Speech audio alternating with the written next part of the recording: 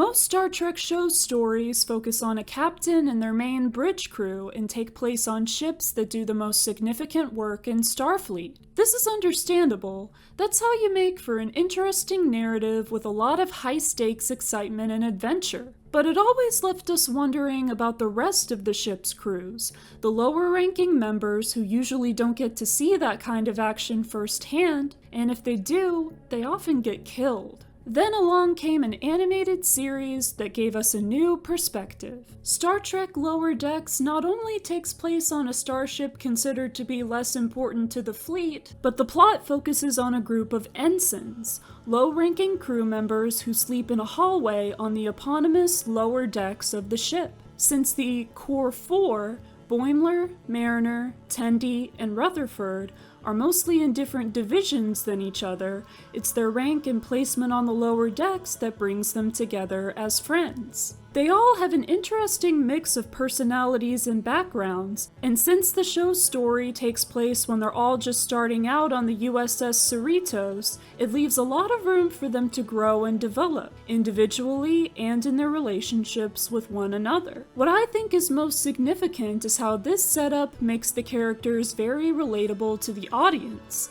Some of us may have a hard time picturing ourselves as part of a lead crew, and even then, everyone has to start somewhere. I highly respect the decision to have this show be animated. Animation fans know very well that the medium brings about more possibilities than even the best practical effects in CGI in live-action media. I also love the particular art style featured, the character designs, colorful backgrounds, and the shading and detail on objects. Animation is, of course, a medium rather than a genre, but Lower Decks does undeniably fall into the category of adult animation. Comparisons have been made to shows like Rick and Morty and Solar Opposites, which is understandable given that Lower Decks' creator worked on both of those. What Lower Decks reminds me of more than anything, however, is Regular Show, especially with it being a workplace comedy. For all we know, the final season of Regular Show, where the characters are on a space station, could have even inspired Lower Decks. As for how Lower Decks compares to other Star Trek series,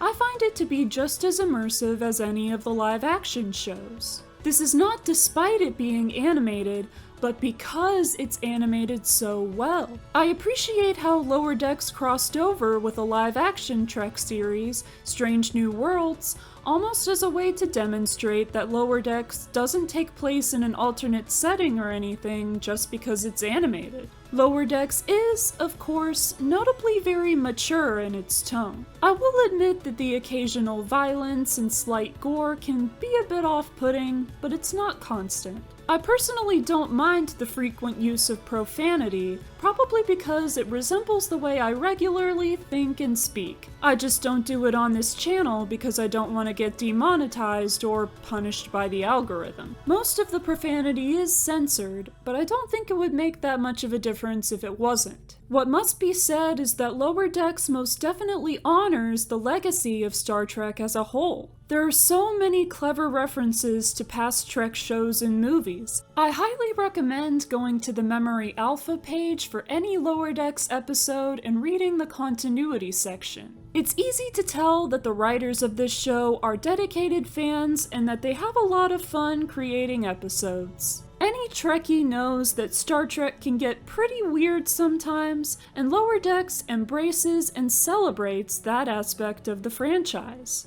At the same time, however, it also makes plenty of room for serious moments when the narrative calls for them. Even in addition to all that, Lower Decks can actually be a good way to get people into Star Trek as a whole if they aren't already. The references to past Trek media are mainly there for fun and don't leave out any viewers who aren't familiar with them. In a lot of ways, this series is the best of both worlds. Star Trek Lower Decks definitely isn't for everyone, established Star Trek fan or not, but it offers a lot in its own right and is without a doubt something to be appreciated. So, this last part of the video script I'm writing after having heard the news that the upcoming 5th season of Star Trek Lower Decks is slated to be the show's final season. Given the way that the cast and crew have spoken about it, this definitely wasn't a planned ending like Gravity Falls, for example. It's a cancellation by the network. This comes not long after it did the same to both Discovery and Prodigy, although the latter was thankfully revived by another network, which I discussed in a previous video. I suppose it's possible that Lower Decks could be brought back in a similar fashion, especially with its avid fanbase. Also, like Prodigy,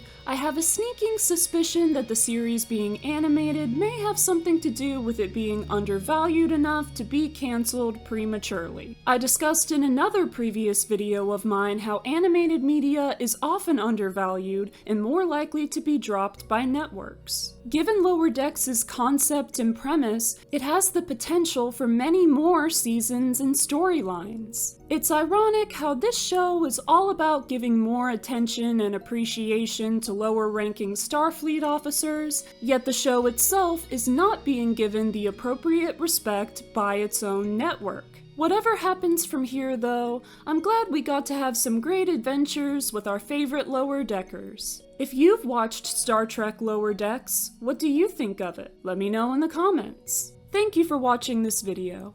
I'll be making more on Star Trek and plenty of other media, so be sure to subscribe to stay caught up. Live long and prosper, and I'll see you next time.